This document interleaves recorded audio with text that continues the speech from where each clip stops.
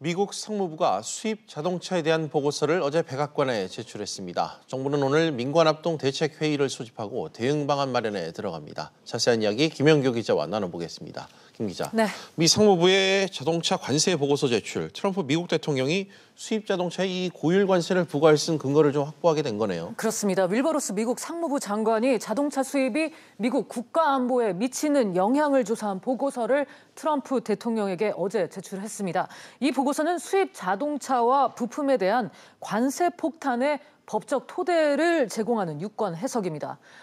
도널드 트럼프 미국 대통령은 이 보고서를 근거로 앞으로 90일 안에 추가 관세 부과 또는 수입량 제한 등의 조치를 취할 수 있습니다. 네. 상무부는 트럼프 대통령의 지시에 따라 무역확장법 232조를 근거로 작년 5월부터 수입 자동차가 국가 안보를 해치는지 조사해 왔습니다. 김 기자, 네. 보고서에는 구체적으로 어떤 내용이 담겨 있습니까? 네, 얼마만큼의 관세를 부과할지, 한국산 자동차가 부과 대상에 포함됐는지 또는 어느 나라 자동차가 부과 대상인지 세부 내용은 전혀 공개되지 않았습니다. 로이터 통신은 이번 보고서가 국가기밀의 하나인 3급 비밀로 유지될 것이라고 보도를 했고요. 미국의 온라인 매체인 악시오스도 미국 정부가 자동차 관세 보고서를 당분간 기밀로 유지할 계획이라고 보도했습니다. 업계에서는 수입 자동차 때문에 미국 국가 안보가 훼손된다는 상무부의 판단이 담겼을 것으로 보고 있습니다. 이 상무부가 보고서에서 수입차에 대한 관세를 권고했다면 어느 정도 현재 수준이 예상되나요? 네, 트럼프 대통령이 지난해 5월 자동차에 대한 무역확장법 232조 조사를 지시했을 때부터 가장 자주 거론된 조치는 20에서 25% 관세입니다. 로이터 통신은 상무부가 보고서에서 권고할 관세의 범위가 다양할 것으로 관측을 했는데요. 모든 수입차에 대한 일률적인 관세 대신에 미래형 자동차 기술을 겨냥한 선별 관세를 권고했을 가능성도 제기되고 있습니다. 네, 결국 트럼프 대통령이 직접 언급하거나 이 조치를 취하기 전까지는 알 수가 사실상 없다, 이런 뜻이네요. 그럴 가능성이 높아 보입니다. 예. 미국 매체 악시오스는 트럼프 대통령의 수입 자동차 고일 관세 부과 계획은 무역 협상 전략의 성격이 진하다고 분석을 했는데요. 악시오스는 트럼프 대통령이 외국 정상들과의 협상에서 자동차 고일 관세가 협상력의 원천이라고 말하고 다닌다고 전하기도 했습니다.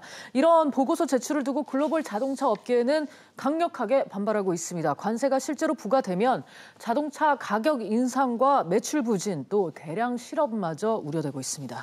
네, 유럽연합에서 당장 오늘 새벽 반응이 나왔죠? 그렇습니다. 유럽연합은 미국 정부가 징벌적인 관세를 부과하면 곧바로 대응하겠다는 입장을 내놨습니다. 유럽연합 집행위원회는 대변인을 통해 미국 정부가 유럽의 수출에 해를 끼치는 행동으로 나아가면 EU 집행위원회는 신속하고 적절한 방식으로 대응할 것이라고 밝혔습니다.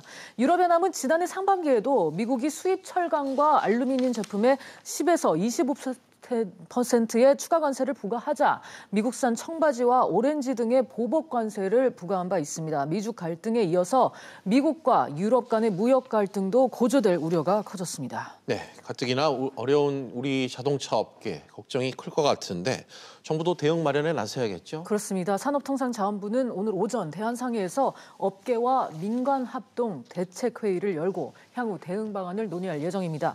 이 자리에는 통상정책국장, 미주통상과장 그리고 자동차 관련 협회, 단체 등이 참석할 예정인데요. 트럼프 대통령의 최종 결정이 이루어지는 90일간 우리 입장을 지속적으로 전달하는 한편 업계와 공동으로 시나리오별 대응 전략을 마련할 계획입니다. 예.